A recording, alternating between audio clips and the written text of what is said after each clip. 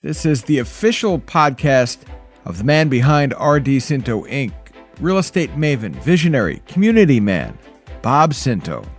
Each episode of the Let Me Be Your Landlord show will feature lessons learned through experience. I'm John Iannuzzi, and Park City Productions is proud to present this podcast on all major streaming platforms. Before he became a leader in Connecticut corporate real estate with close to 4.5 million square feet, 50-plus buildings, and an occupancy rate of nearly 98%, which is well above national averages, the Scinto story started with a family-run plumbing business. What takes place over the course of the next 6 decades is what we will focus on here on this program. Our friends at iMel Productions, which is Radio 1400 out of Bridgeport, Connecticut, for our international listeners, have added the Let Me Be Your Landlord podcast to their streaming platform. And station general manager Milford Edwards Sr. said that the show's positive message and inspirational themes he feels will be of interest to his listeners, and he's happy to share the program with his audience. No, that's great. That's a privilege. And speaking of our audience, we're thrilled to track some of the IP addresses where the show is being downloaded and streamed, and we certainly have a tremendous base, no surprise, right here in Shelton and Stratford and Fairfield. But we have tracked subscribers in the UK, Spain, Ireland, Bangladesh, and Greece. Terrific. So this is international.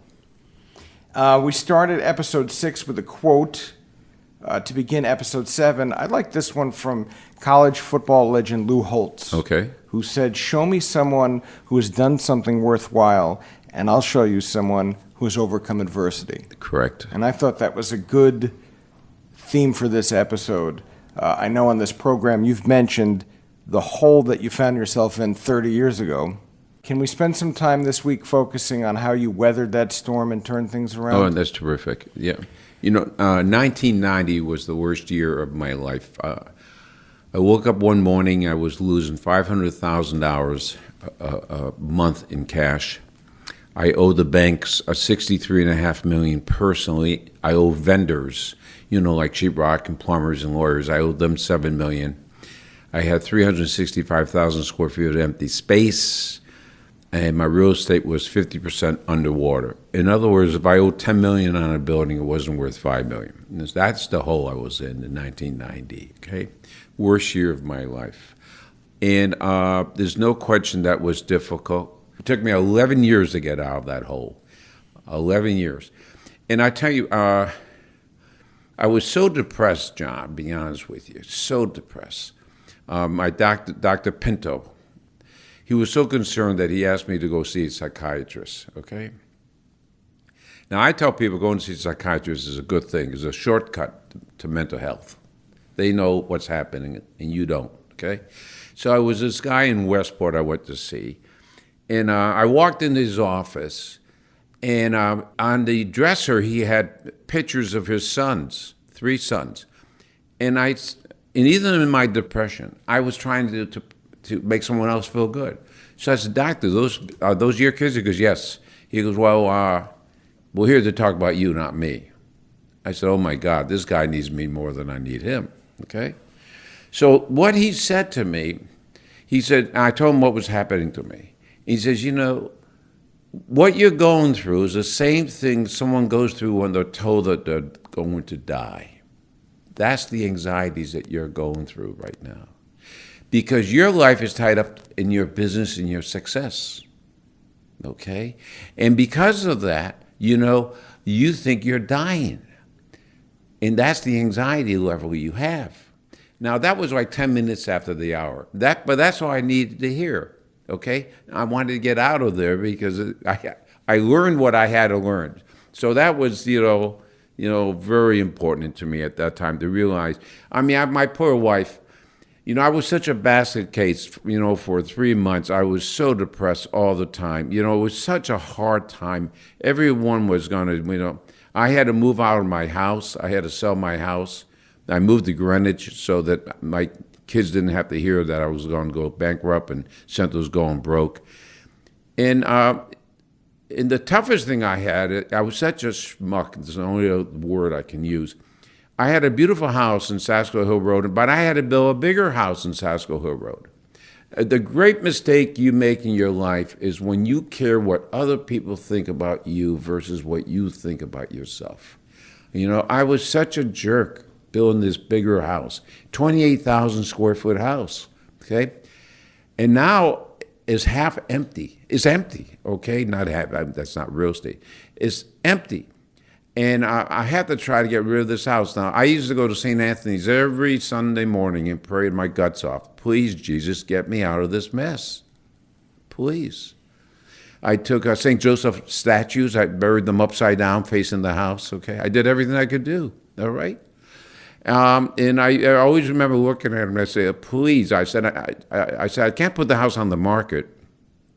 I can't put the house on the market because everyone's going to say Scinto's going broke. And even if I put the house on the market, who's going to buy a half-completed $7.5 million house? In 1990. Nah, who's going to buy that? So I had no options. Okay. One day I get a phone call from a guy named Howard, a really very honorable guy, very smart guy. And he says, Bob, I understand your house, you're building a house. Will you be interested in selling it? This is a phone call, okay? And I remember saying, listen, Howard, if it's good for you and it's good for me, I'm a builder. That's what I do. I'd be happy to talk to you. He goes, well, I'm going to Hong Kong for a couple of weeks. When I get back, I'll call you. I hanged up the phone, and I swear to God, I looked up to God, and I said, thank you, Jesus. I'll take it from here, okay? I remember exactly where I said that. And what I did, and that was the most important negotiations that I've ever did in my life because I had to get rid of that house, all right? The discipline I learned to getting rid of the house was the same discipline I got when I married my wife. When I was a plumber, I was breaking up a sidewalk in Bridgeport. And my wife was going to southern Connecticut. She drove by, and she waved to me on the way to school. Now, the reason she waved to me is that she was a kindergarten teacher, and I was putting all the kids in wheelbarrows and running them up and down the street.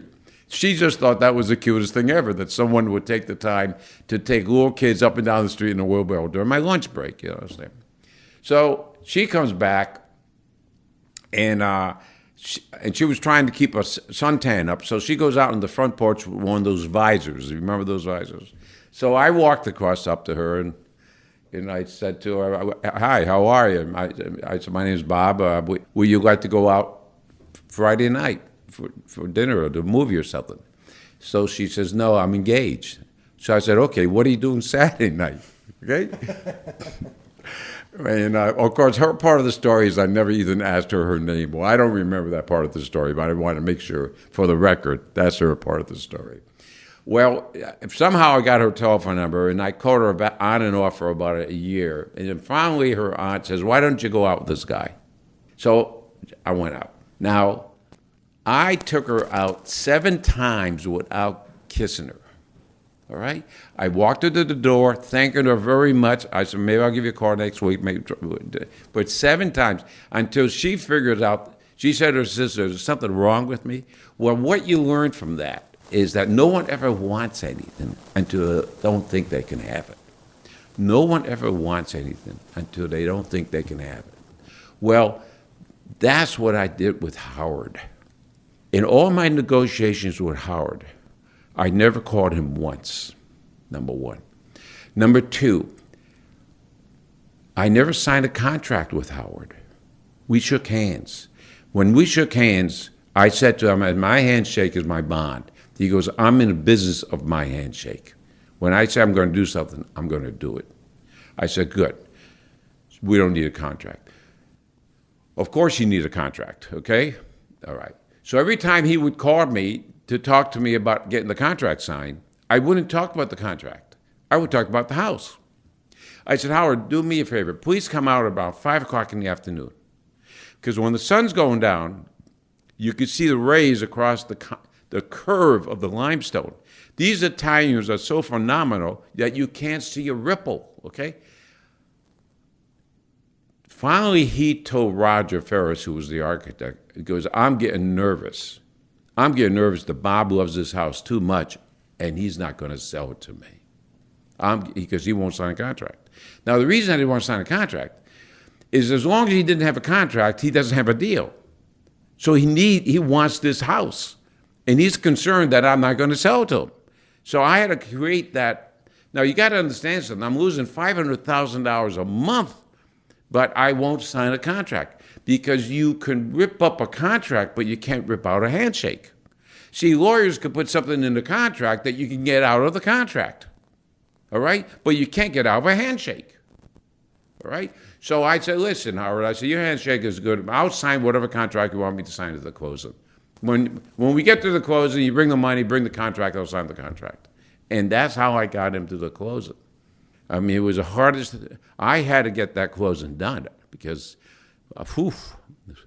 But that discipline of realizing that no one ever wants anything till they don't think they can have it.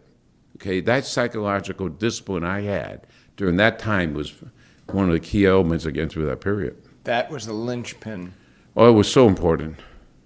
So important. I was able to pay down $5 million on my line with People's Bank, and then I got it. And then he set aside $3 million for me to complete the house.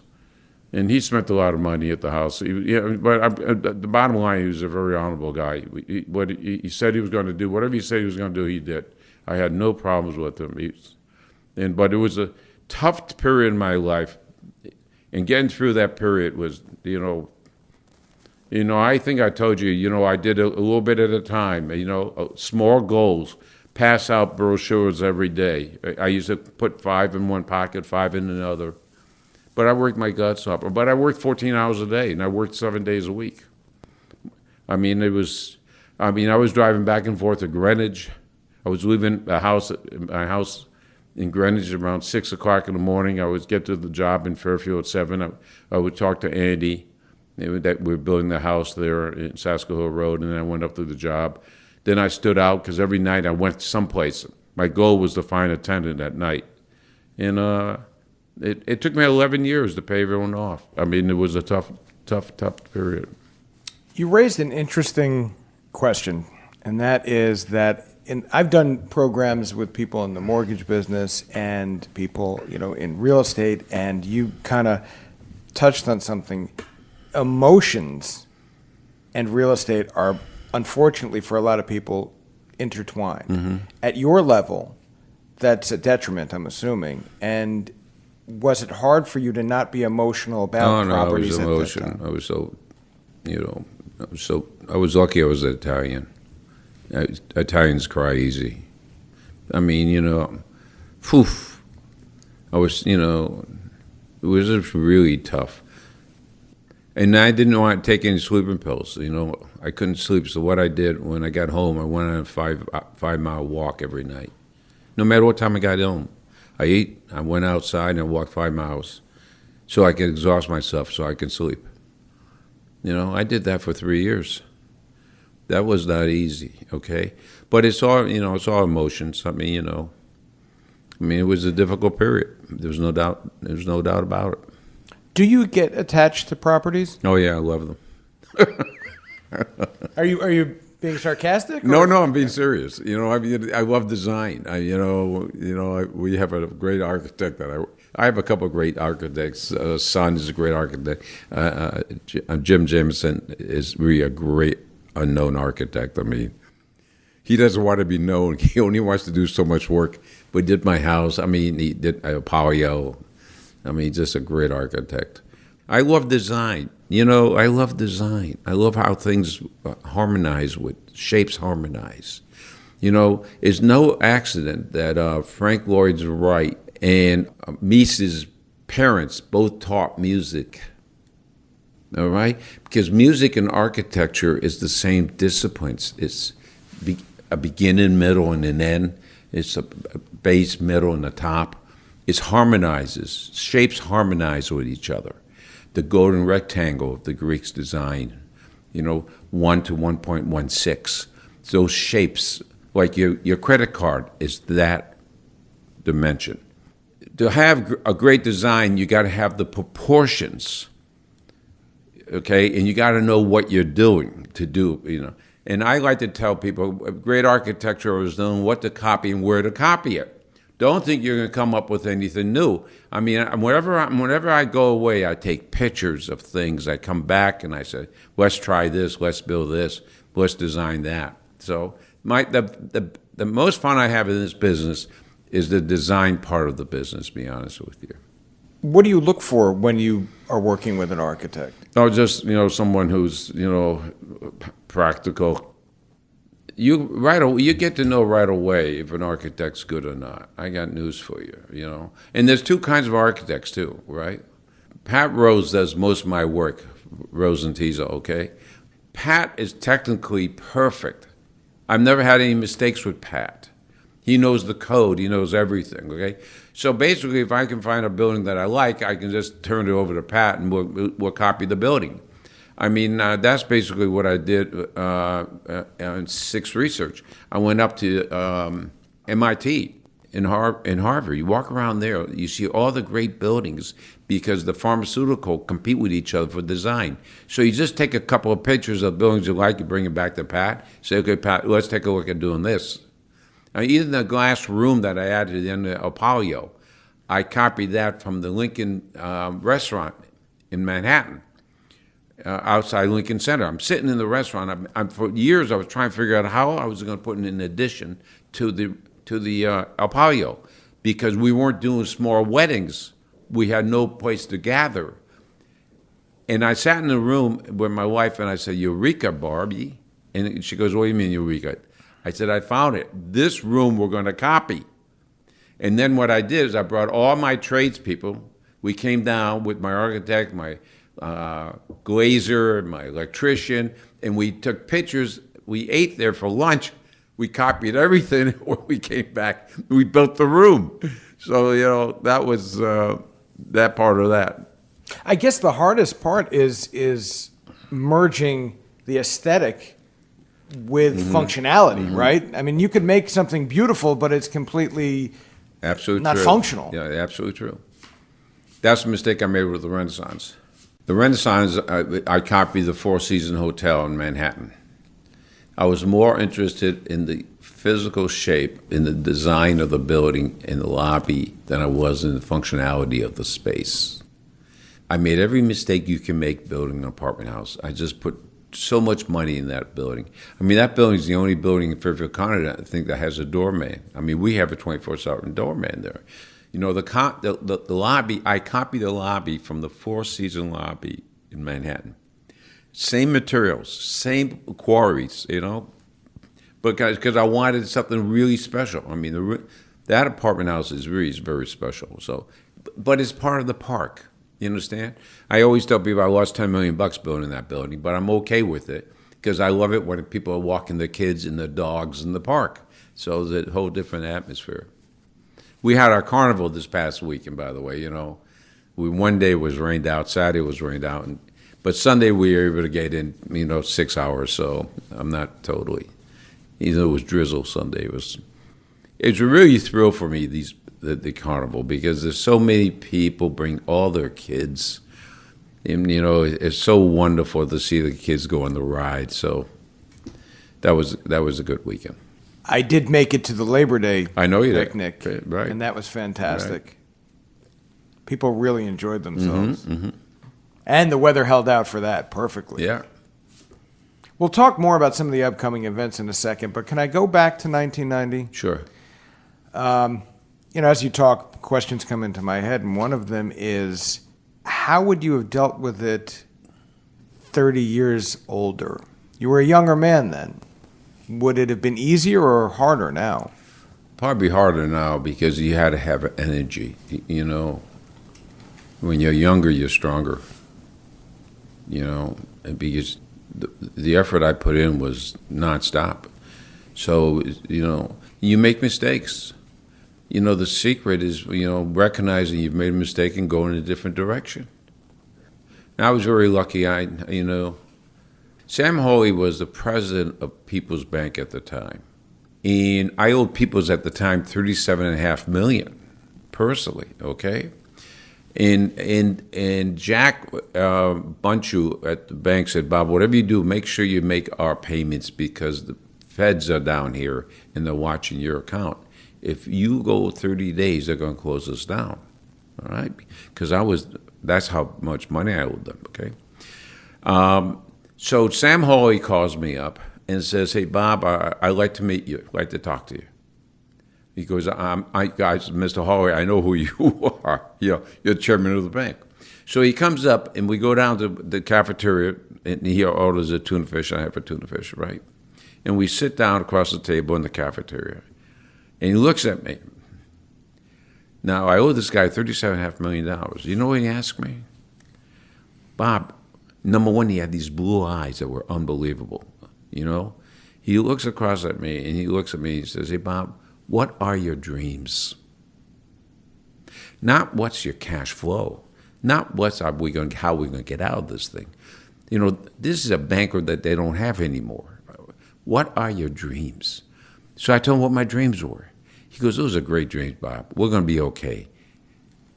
Now, let me tell you, at that time, I had like a $10 million line of credit, and I drew $8 million of the 10. And I had to draw the other 2 because I could never get out of this hole. And I said to him, I need to draw my line. He goes, don't worry about it. Your lines are there for you. Not only that, but then I needed to borrow another $1 million because I had to pay property tax. Because I said to Dave Carson, I said, Dave, I got a real problem here. If I don't pay my property tax, people are going to not pay me rent. It's going to be in the paper, I'll not pay my taxes. So he goes, oh, how much do you need? I said, I need another $1 million. They gave me another $1 million.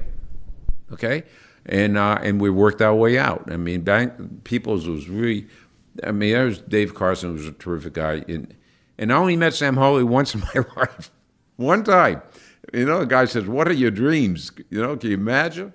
I went back to the office. Well, how did it go? You want to know more dreams? I told him he left. You know? So I think we're okay. You know. So that was 1990. It was it was an education. It was, oof. Wealthmanagement.com wrote that of the 1990 drop, an extended period of relaxed underwriting standards, excess capital chasing returns, significant cap rate compression, and steep increases in asset values led to what was the real estate downturn of the early 1990s. You obviously, as you said, were not immune to this, but where was R.D. Scinto right before this downturn? Well, I was flying high. You know, in 1988, 87, I bought houses. I bought a house in Aspen, bought 2 lots in Aspen. Remember, banks were throwing money at me. The reason I got into trouble was the banks were throwing money at me. I went to, one banker called me every month to ask me if I could take a $3 million line of credit, but before the end of the year. So Bill Pitt comes in and tells me about a piece of property, and I go, I'm in because I knew I had this $3 million line of credit. What really happened in 1990, the government created the problem in 1986. The government created the problem in 86. In 86, they changed the tax laws in 86. It used to be that a doctor, a lawyer, could buy a piece of real estate and take tax write-offs against his income.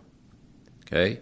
Now, the real estate was not an economic piece of property, but it had great tax losses. So in 86, they changed the tax law that you can't do that anymore. And Feinstein, I think that guy's name was Feinstein or Featherstein or something like that. He was the treasurer, and he testified in Congress. He said, you don't understand. You pass this law, you can put every savings and loans out of business because they all lent money based on the tax code. Well, that's what happened. 4 years later, all the banks went broke. At one time, there was 8, 10 banks in Bridgeport. Then there's none. They all went broke.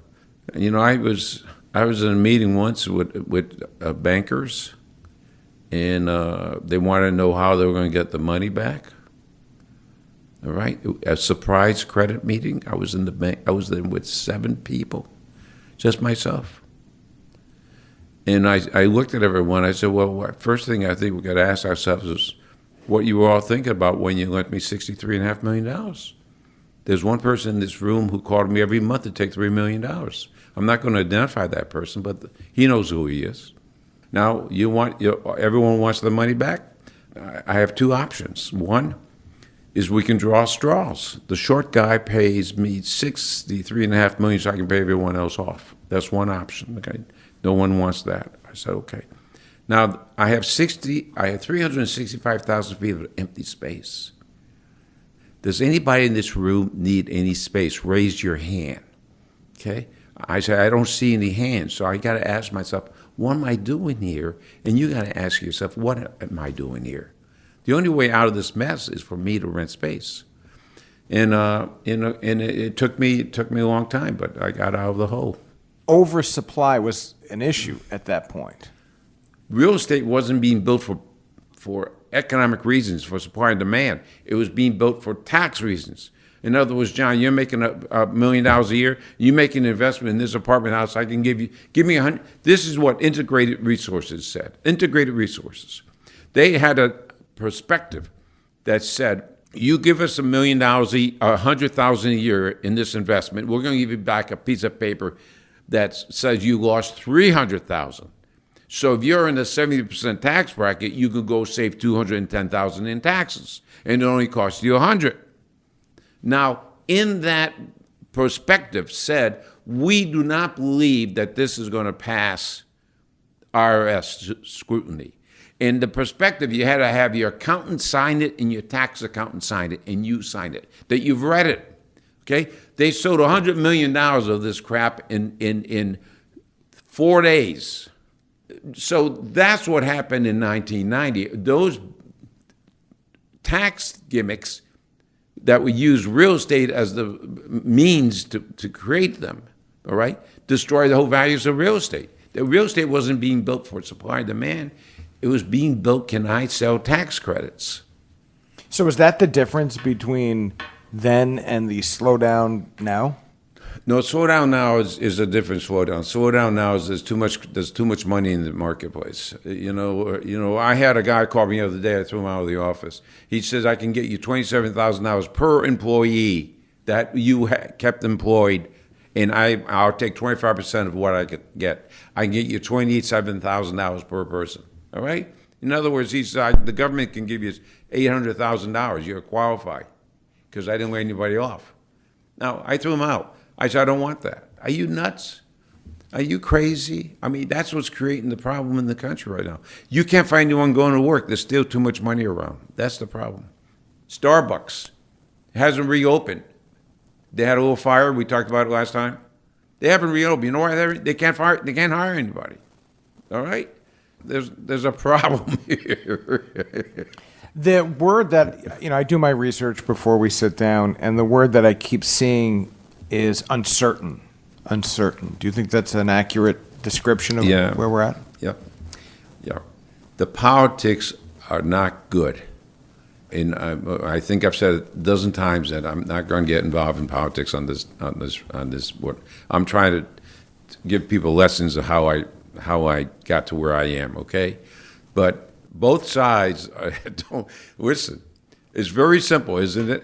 This is very simple. These guys go to Washington, both sides, okay? All right. They have very complex issues that they're talking about. The economy, the border, viruses, healthcare, Russia, China, environmental issues, very complicated. And what do they care about? Getting reelected. They don't care about anything else. How do I stay in power, okay? So until that gets fixed, we're not going to get quality people in Washington. Period. Every 2 years. Hey, do you think it's curious that the 10th market for downloads and IP addresses for your show is the District of Columbia? Well, I know. I got no comment on anything here. I'm just telling you, it's just common sense. If a guy, all he cares is about getting reelected, that's what motivates them, and that's got to change. You've given us some really good stuff this month. We could go one of two ways in our last couple of minutes together. We can either talk about e-commerce, which is something that you've addressed. I have some questions about that. Or we can go to the mailbag. Go to the mailbag, please. Go to the mailbag. Please. Our first question, I'm going to pick this one. It's a hard one. I'm not going to lie. I love hard ones. It kind of is like what your friend asked you over tuna fish sandwiches there. Lauren H., who works at the information desk of the Beardsley Library in Bridgeport, Yes. sent us the following question. How do you measure or define success? I think that's so hard. Sartre, who's an existentialist philosopher, said it's so hard to define success that anyone who works the majority of their life outside has to be considered a success. Success is a peace of mind. You're doing the best job you can. You're giving it everything you have. Everyone has different hurdles in life. Well, you're getting over the hurdles as best as you can, and you're not leaving anything on the table. That's success. Personal, period. I'm going to leave that there. You spoke of philosophy. You said Shakespeare is a philosopher. Yeah, right. One of your favorites. Nights with Shakespeare's Returning. Correct. Tell us about that. Well, what Anthony and Cleopatra we're going to do. I just hope we have a good turnout. This guy comes all the way from New York. He takes the train. He's such a talented reader of Shakespeare, Leo. He understands every line. He knows the sources for everything. I mean, he's just a fantastic. The only problem we ever had is I don't believe Shakespeare wrote Shakespeare. I believe Edward de Vere wrote Shakespeare, 17th Earl of Oxford. I can give you every reason why he wrote Shakespeare. Give us one. I can give you 100 reasons why, okay? But do you want one I think is the most important one? Edward de Vere was paid £1,000 a year, okay, by the Queen Elizabeth, where the head of defense at the time got paid £150 a year. Now, the reason he got paid £1,000, he wrote these plays about the Tudor family, okay? Right, and he made the Tudors look like they were great. Now, the only way you could communicate with the masses during that period was plays. All right, there was no TV, there was no internet, there was nothing. People went to the plays, so they paid de Vere to write these plays. Everything about de Vere's life is in all the plays. William Shakespeare couldn't read. I mean, here's the greatest author of all times, and they don't have one thing that he wrote in his own hand. Does that make any sense to you at all? If you study the plays, a lot of them are in Italy. Or de Vere spent 3 years in Italy, and he owed money to one person in Venice.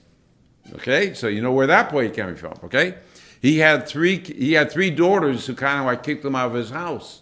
Okay, now that's King Lear. All right, so if you study de Vere, that's too many similarities. Oh, it goes on and on and on. Remember something.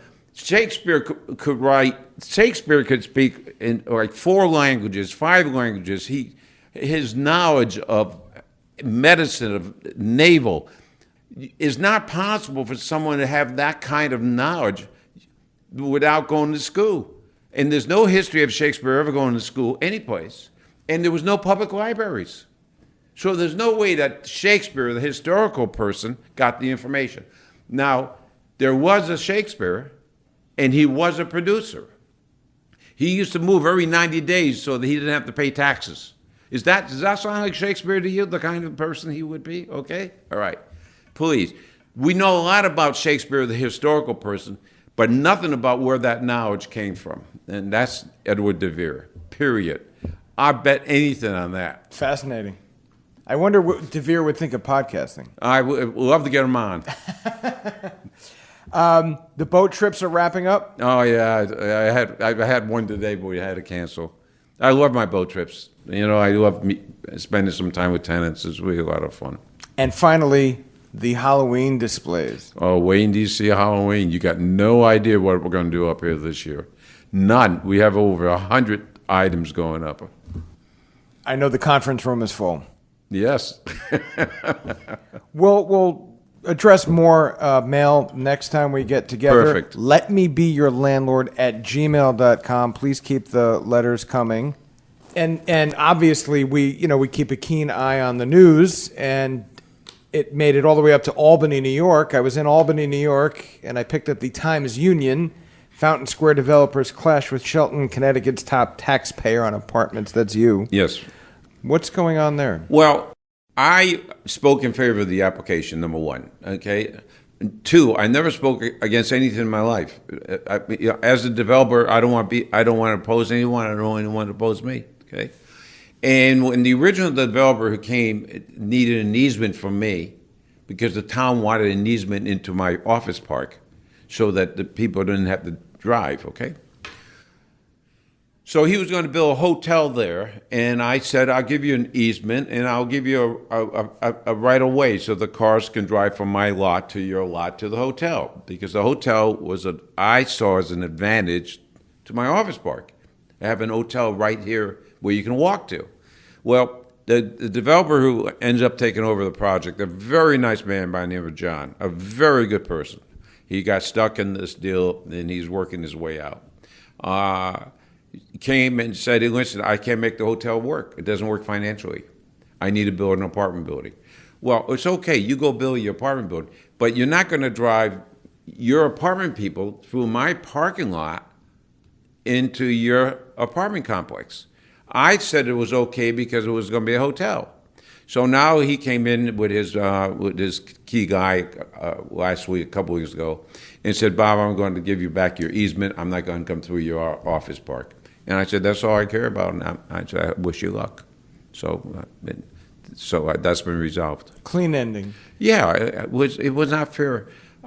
You tell me you're going to give me a hotel, and I give you an easement for nothing, and then you turn around and say you're going to have an apartment building? I said, no, I can't do that. Even at this stage of the game, there's still surprises. Well, John got stuck into a very bad transaction. That's all. He's doing the best he can to get out of it, and I wish him luck. He's opening up Chick-fil-A pretty soon, and I think it's going to be a big hit. It's incredible, the energy that a Chick-fil-A can create. I'm very happy for him. I hope he does well, period. Does it surprise you that when you're in the news, it travels around the country? Yeah, that surprises me. When you hear it in San Francisco or Albany, New York. Yeah, that's beyond surprise, okay? Period. Again, letmebeyourlandlord@gmail.com. Invite people to send questions. You'll answer them. Yeah, I'd love to. Till next month. Okay, kid. Thank you.